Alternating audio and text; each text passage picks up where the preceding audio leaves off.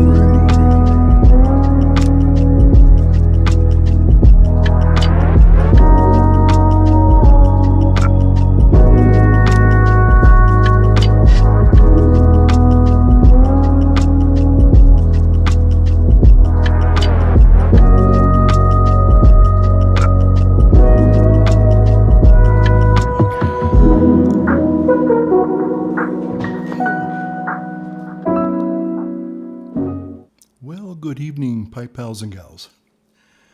Holy smoking pipe Padre coming back at ya, yeah, with a brand new sign. My HSPP sign just had made a few weeks ago, trying it out for the very first time.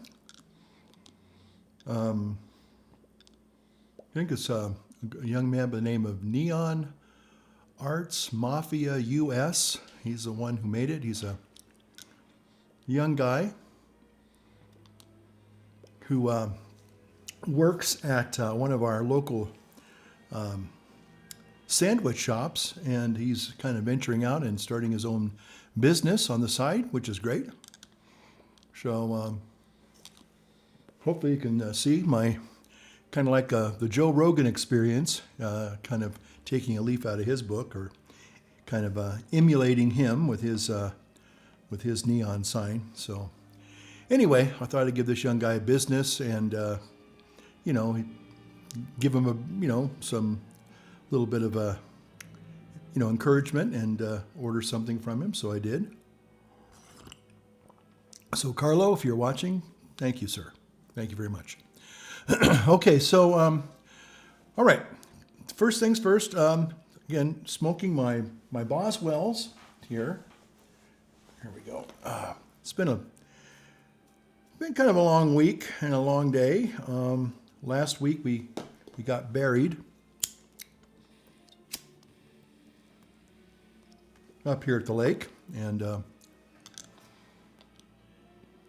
so we're kind of right now. It's going just the opposite. It's just the reverse. Instead of it being stormy and cloudy and snowy, it's melting now. It's more melting.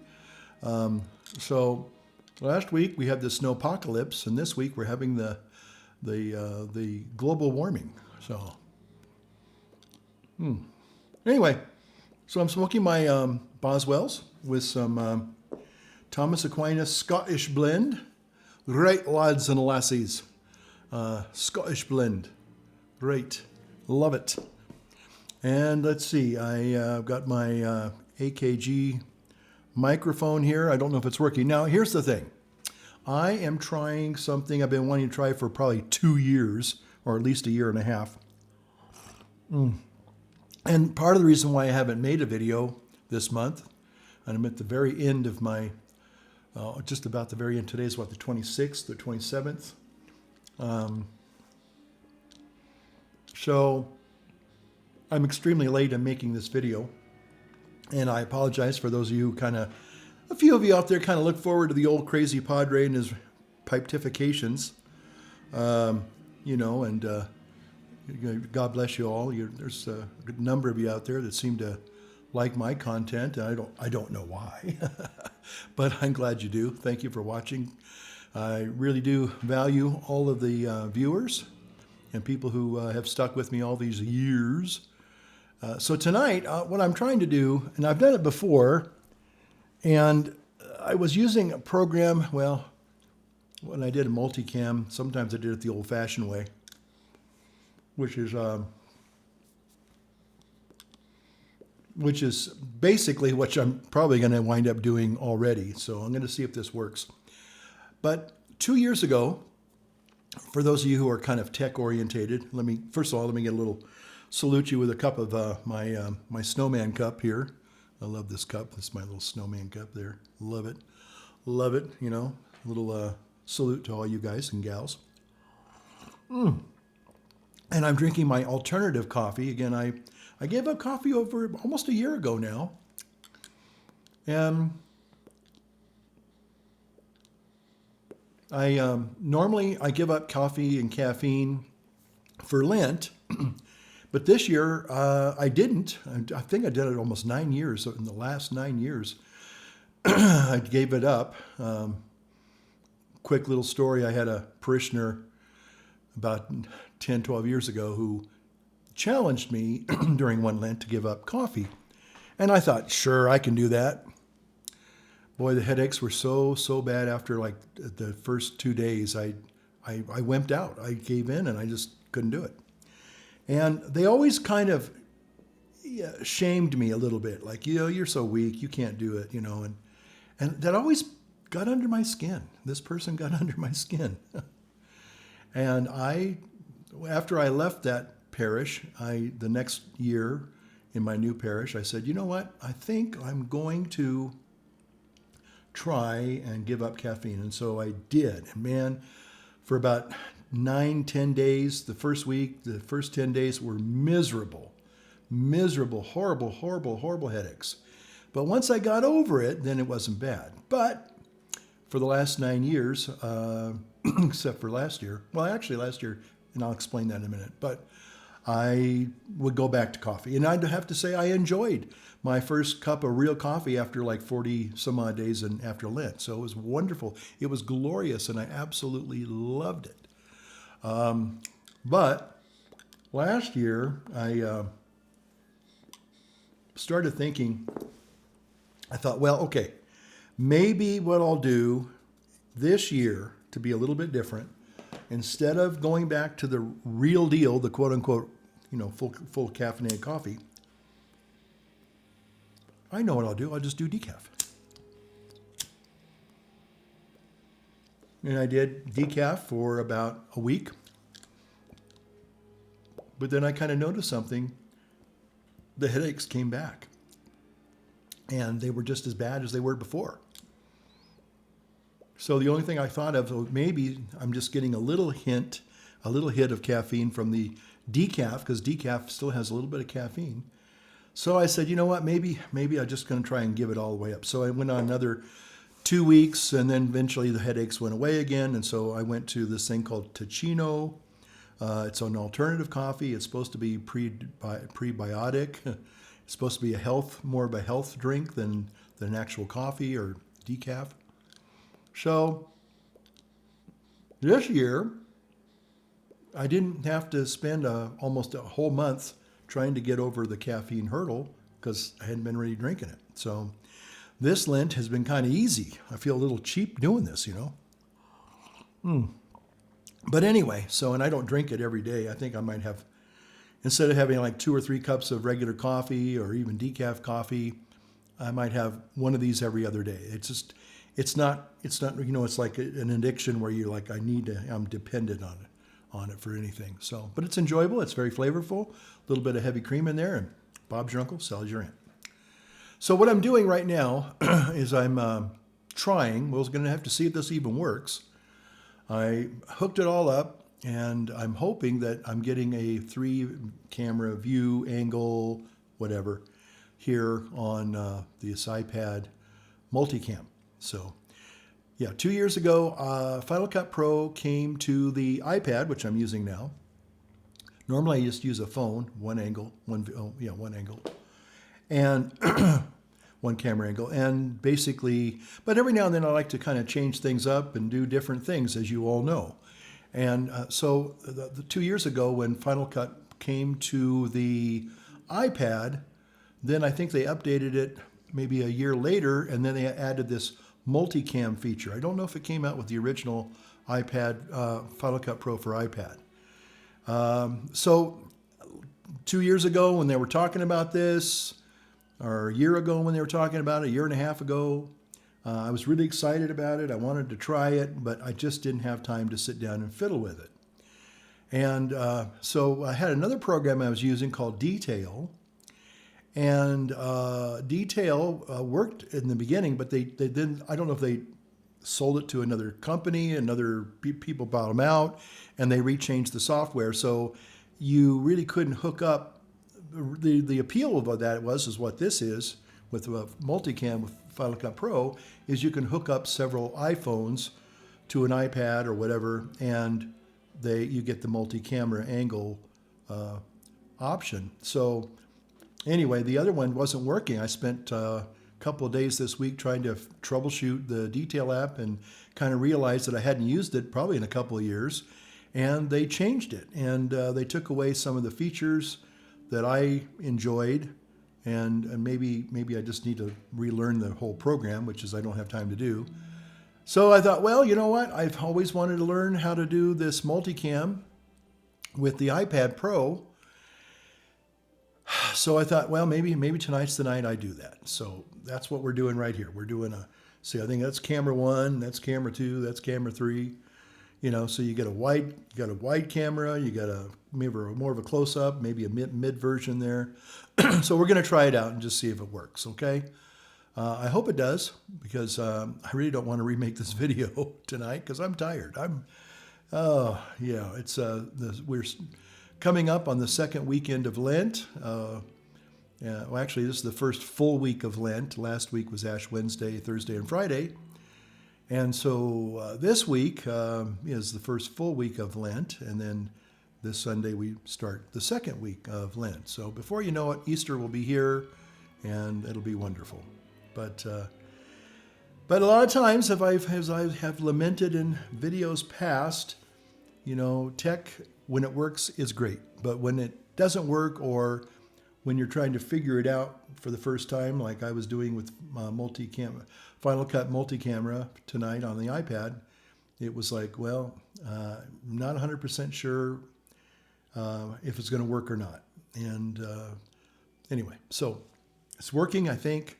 So we're just going to go with it as it is, okay? And we'll try to make a video, try to get this uploaded if we can, and hopefully it'll all work out, and you'll be able to see a video. If you're seeing a multicam video tonight or tomorrow, whenever I upload it, hopefully by the end of the month, which is only a couple more days away, then I'll have to turn around and make another video for March. Yeah.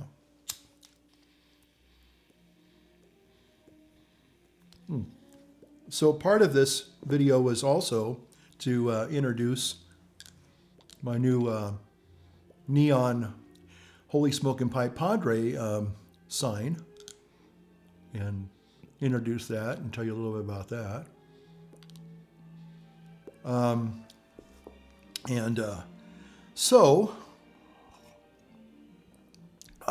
my goodness.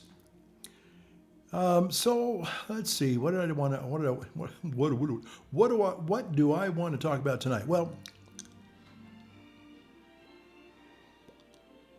I'm really enjoying. I got to say, I like the more earthy English/Scottish blends. They're very rich, of course, as we all know. But when you pair it with the right kind of coffee, I think it really elevates it a lot. Boy, that is really good. This is really, really good. And again, I love my Boswells. God bless JM and the family there, back there in Chambersburg, Massachusetts, I guess it is. Yep, love my JM Boswells. This is just a really delightful pipe to hold in your hands. This is just a real delight. And I like this acrylic stem, I got to be honest with you. As much as I love traditional things, and speaking of traditional things, I started trying to shave with a safety razor, and if I didn't nick myself and get ingrown hairs on my face a couple of weeks ago. So I quickly put it down. I got a brand new one. I found my brother's old ones and I tried to disinfect those, and I was going to use those. And actually, there's a place called Razor Emporium where you can send old safety razors and have them replated and retuned up and everything. And I'm still thinking about doing that with a couple of my brother's older razors. But I have a little bit of razor burn I've noticed over the last couple of months. And somebody pointed out that the razor burn actually is a byproduct of these multi-bladed razors, like the Gillette, Fusion, and the what's the new one they have out there, the Hyperfit or something like that, or I forgot. All these different names, I just can't keep up with them. Anyway, so, and again, I think what they say is that a lot of people, and I did this, you would go over, see when you go through with just one pass, that's 4 blades, scraping your skin, shaving you. But if you're doing like I do, like with you, which you would do with a safety razor, you just do little strokes, but each stroke is actually 4 strokes. So anyway, long story short, they said that's what causes the razor burn. You're just unaware of it. So I've been trying to not do that, but I still have that bad habit of going, I'm just skinning myself. So, but I like traditional things, and I was going to say traditional things like, pipes and razors and so on and so forth. But anyway, I digress.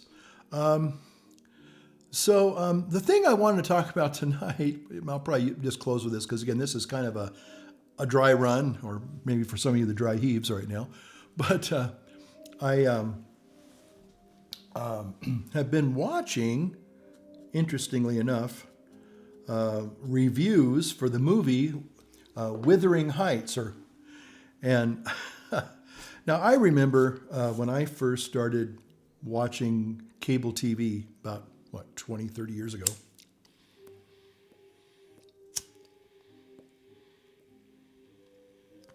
I was in my first rectory experience, and they had cable, and they had American Movie Classics, AMC. And I loved that channel, loved that station. And I remember one of the first movies that they were playing. I guess they would play certain movies for a period of time, and then they would, rotate them. I guess they do that on Netflix and HBO and all that stuff too.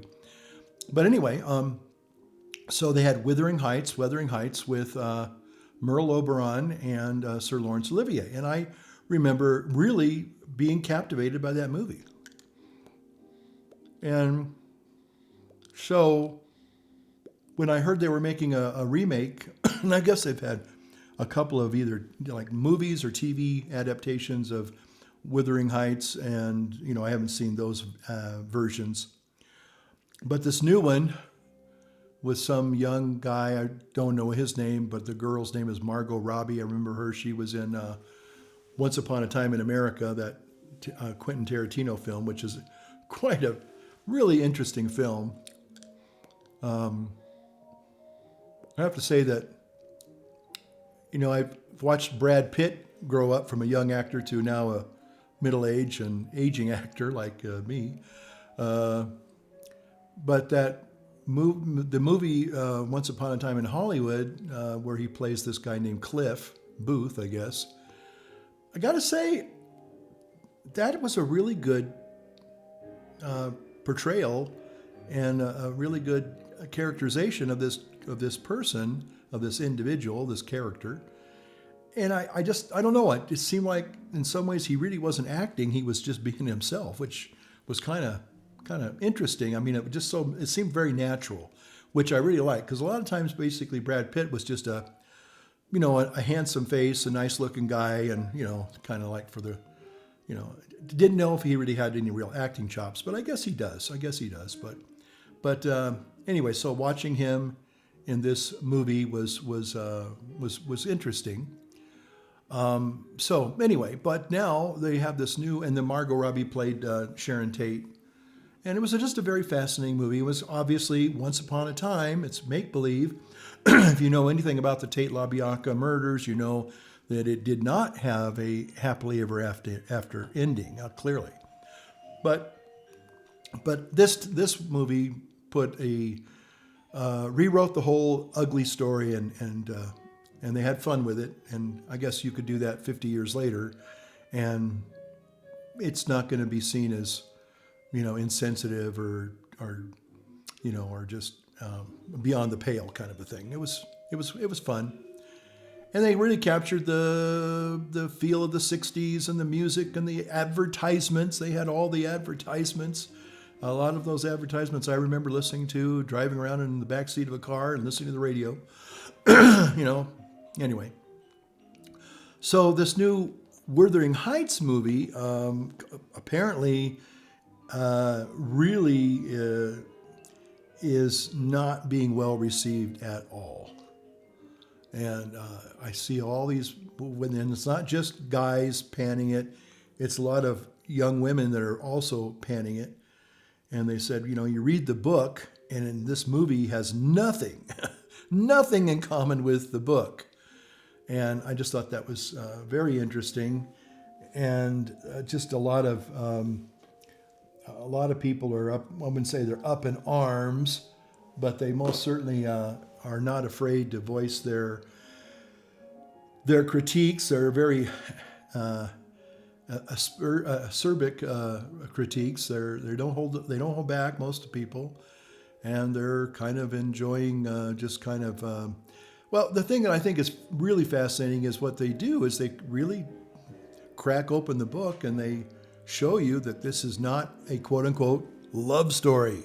I guess the lady who is responsible for this new adaptation said she read the book when she was 14. And I know when we read things when we're younger, we have one impression, and then, maybe we have another impression later. From a literary critique, they say that she really basically only read a part of the book, and that's all she read, and closed it and made the rest of it up on her own. A lot of us did that when we did book reports in school. I know I did. Didn't really work out too well, even though I had a pretty good imagination, and I thought, I could probably tell a better story. But, the teacher always knew that I was making it up. But anyway, I digress. So that was the movie. I haven't seen it. I don't know if I will see it. But I do remember seeing the one from 1939, I guess it was, 38. Again with Laurence Olivier and Merle Oberon. And I do remember that movie, and it was a very powerful movie. But yes, would you say it was a love story? Well, it was, I think, after I remember seeing it, because I was always thinking, even then, I said, isn't this supposed to be a love story? And to some extent, it was a tragic, love story, if you will, possibly. But it was more of a movie about revenge, cold, hard revenge, and people hurting other people. And so I think the one from the 1939 is a little bit more closer to the book than this newer one, that is for sure. So anyway, I don't know if you guys and gals care to watch movies like Wuthering Heights, or you're into movie reviews, or you watch movies of that nature. But apparently this one has really kind of caught the ire of a whole lot of people.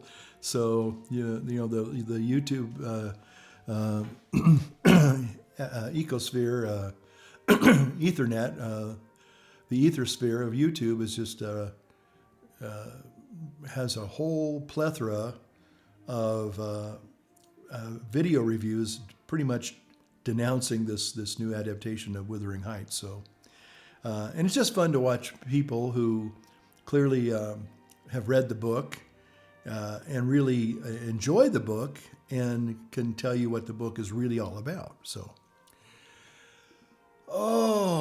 my goodness. Let's see, what time is it? It's a little bit after 7 in the PM here. So I'm hoping that this setup is working. I'm going to take just a teeny tiny little break. I'll cut this out, so I will spare you all this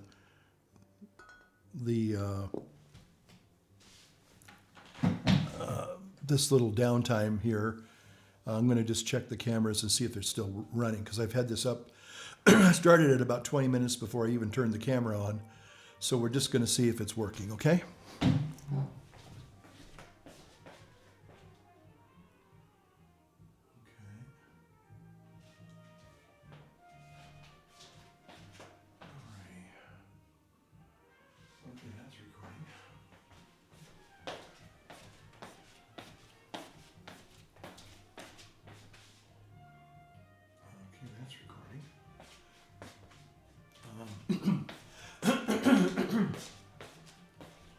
See how the sign looks back there. The sign looks pretty good over there. Okay, maybe I'll turn this one just a tad.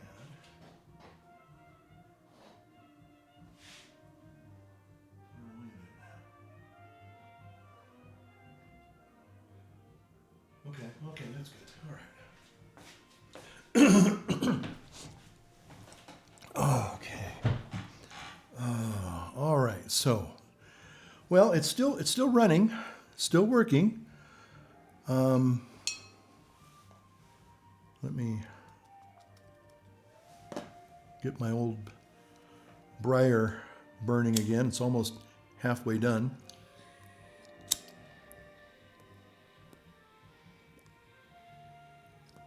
Okay, that's good. So,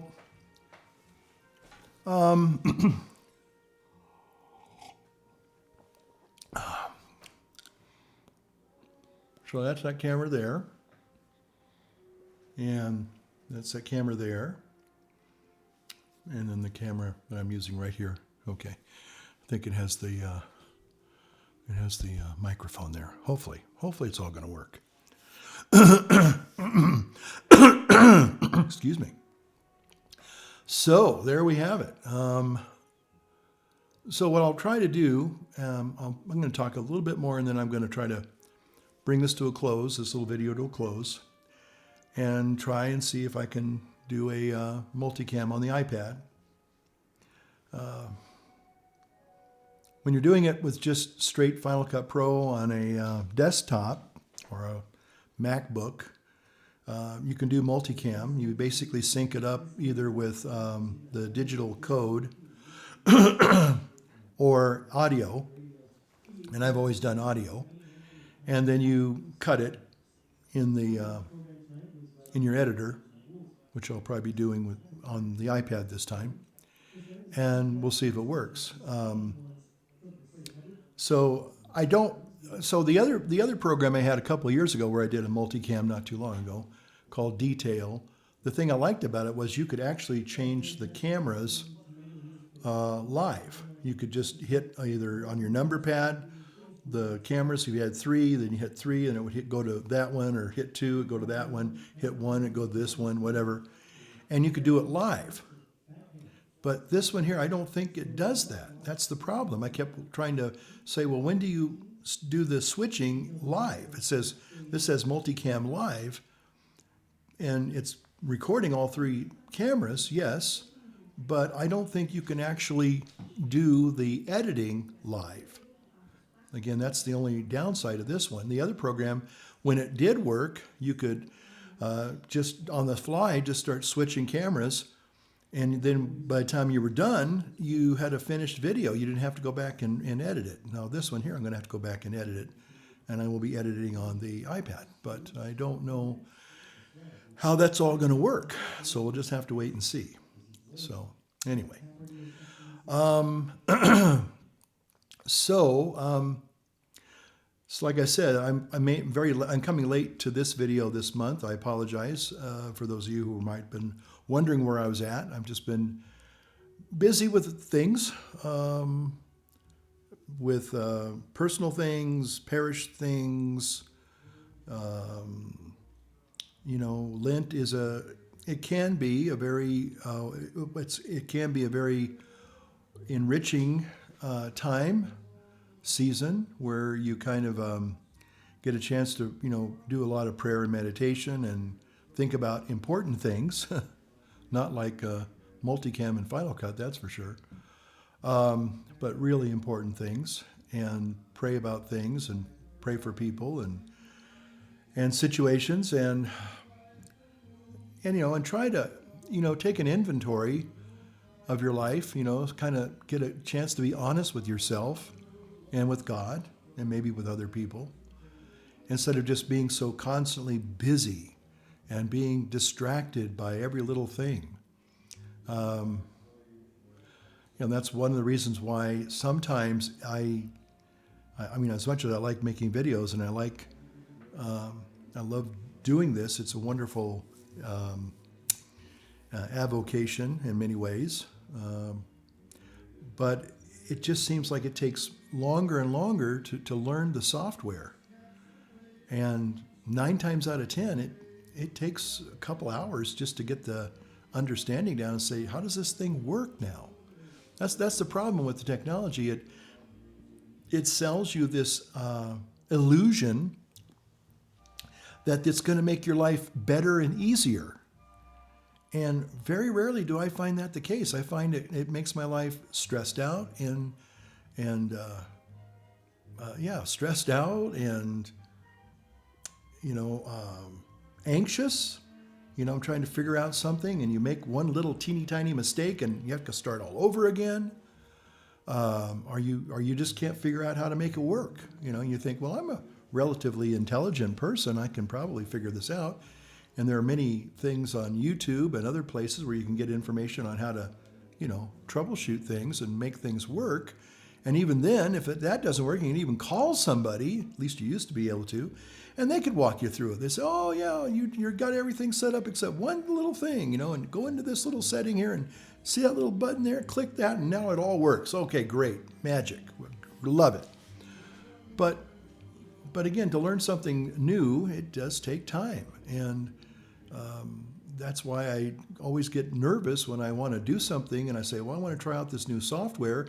I mean, it makes a lot of grand promises and says, oh man, this is going to make your videos look great. And you're going to, and probably it will, and probably it does. But then you got to spend time learning it, and it's not a click. And it's sort of like the thing they used to have in the early tech days called plug and play.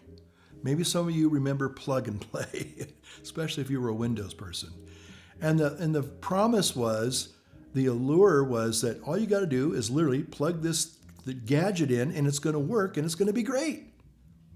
And I don't know about you, but plug and play very rarely was plug and play. It was plug and pray.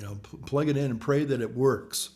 And 5 times out of 10, it didn't work, and you had to troubleshoot it. And it was just like, I just don't have time for this, And you'd finally find a solution by taking the thing and looking at it and throwing it halfway across the room, smashing it into a wall. That's my idea of plug and play. And so that's the way it is with a lot of software. And they promise all this great. One of the things that I guess I've probably have maybe come to the end of my tech journey, because with all the AI stuff, I guess I just don't have the energy to do it. I did a little bit of it with Midjourney about a couple of years ago, and it was fun, but part of it is it's the undiscovered territory of technology. You can put in a prompt and create something, but what is that's just the interface that you and I see. What is being mined, if you will, when you start saying all these things about you're trying to create something? That's being recorded and it's being saved somewhere, and somebody's going to say, oh, this person is interested in whatever it is, whatever you try to create, that's going to cause a little red flag for somewhere on the internet to say, okay, this guy is interested in this kind of stuff, and then and sure enough, you'll find a lot of times you'll find it's almost weird. I think I've talked about this before, where I might just be thinking about something, and all of a sudden in my queue on YouTube, or maybe if I'm browsing the internet, there'll be an advertisement for that thing that all I did was just think about it. Didn't do a search on it. Didn't, like a lot of times, like today, live multicam editing on the iPad. So once you do that, now you're going to trigger the little algorithms, and they're going to say, oh, he's interested in video editing on the iPad. So they're going to now feed you more videos about video editing on the iPad, which is fine, can be helpful. But, there might be something like the other day I was thinking about, what was it? Was it about castor oil? Maybe that's what it was. Or dry cracked feet or something. I was trying to figure out a remedy to help my old dry cracked feet. When you get old like me, you have these old dry cracked feet. And I've had a couple of products that if you do it right, you have to prepare your feet and everything, you can really get a nice result, and it almost makes you feel like you're brand new skin on your feet. It's one of the most marvelous things. But if you don't do it right, it doesn't really work, and it's very frustrating. And I thought, well, maybe what I need to do is start trying to use some kind of product, a topical, to kind of soften the feet a little bit. And so then when I do this other treatment, it'll work better, which is clearly what it does. But anyway, but sure enough, all of a sudden I started seeing advertisements or other videos for this cracked feet thing. And I'm going, well, wait a minute, I didn't look at it on YouTube. But then all of a sudden, it just kind of like, oh my gosh. It's a little bit unnerving, because sometimes you just think about something, it seems like, and a few hours later, you'll be getting advertisements for a product that will treat that symptom or that issue that you were thinking about. It's a little bit, like I said, it makes you a little nervous. So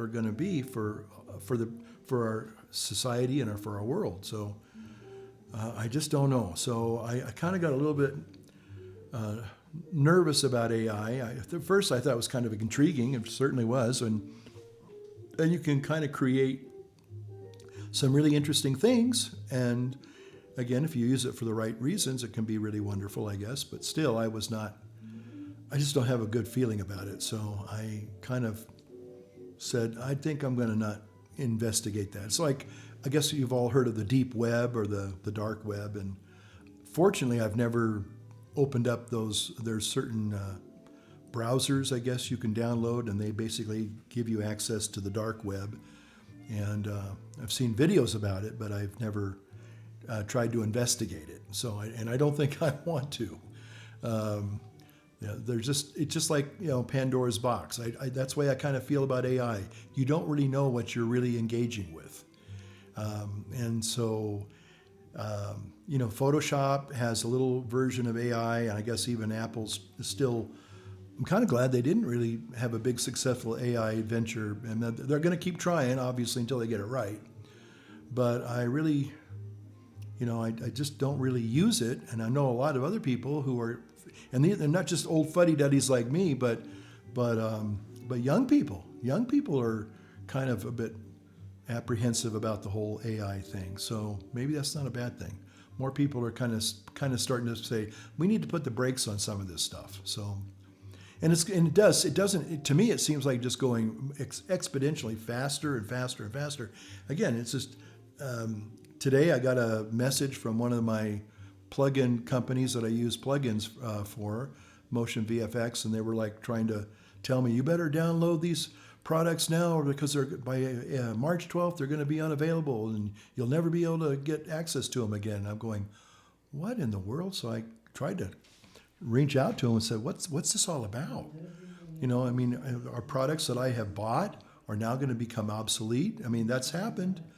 I've downloaded movies, and all of a sudden they were just removed from my queue in iMovie. Not iMovie, but Apple Movies. I have an Apple subscription, and there's been a couple, I think maybe 2 or 3, where I ordered these movies maybe 10 years ago, and they're no longer there. They were removed without my authorization, without my knowledge, but I bought them and I never got a refund.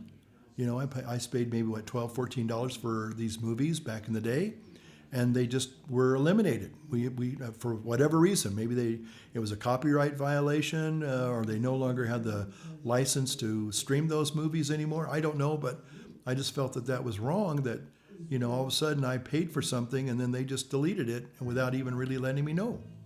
Because I remember going, I downloaded that movie about 9 years ago. I remember a couple of them, and I said, where did they go? Where did they go? And then I tried to download them again, and you can't download them because they're not available. Anyway, so it's a brave new world. It's a dark new world. Yeah, that's for sure. Okay, well, listen, I thank you guys for watching. I appreciate your time. And I think I'll respect your time tonight by just bringing this video to a close. I'm probably going to go a little short tonight, only because everything's so brand new and I want to try it out. And I don't have a whole lot to really say, and I think I'll just let it go for now.